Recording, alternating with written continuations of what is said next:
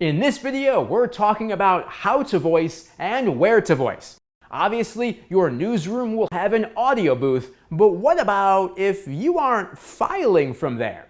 A live truck or your car is good, not only because it's the only place you probably have, but also too because if it's turned off, the mic is right in front of you, so your voice will overpower most other sounds. If there are large crowds around you or the sirens from emergency vehicles, of course you're gonna have to retrack. Here's what you really need to know. At the least, you wanna sit up in your chair and breathe from your diaphragm. You don't want to be hunched over because you're gonna compress your diaphragm, and that's gonna limit the amount of air that you can breathe in, which of course naturally affects what you can breathe out and emote out.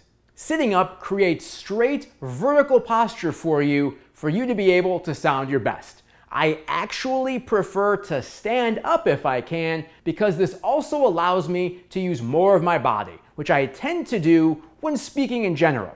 If you are filing from your home, go into your closet because all of your clothes make wonderful sound absorbers. Most of my professional work is done in there. And with that, now let's talk about mic placement. You want it to be one of two places, right underneath your mouth or to the left or to the right of your mouth. This way, the power of your breath doesn't overpower the mic, causing overmodulation.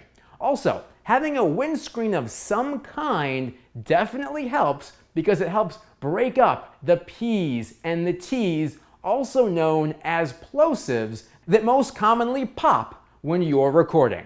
This next point is gonna sound strange, but know that I do it and some of my friends in the business still do it, and that's before we talk, we actually lick our lips as well to try and cut down on what's called lip smack at the start of each sentence.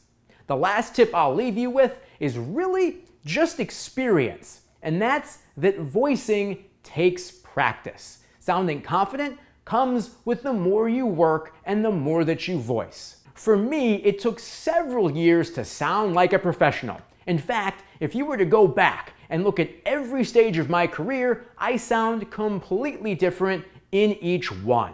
That's growth. That's how it works. I sound better in college than I did in high school. I sound better in my first job than college, and every year better than the year before it.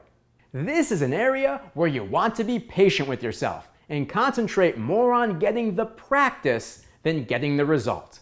If you have any questions about this, please feel free to reach out.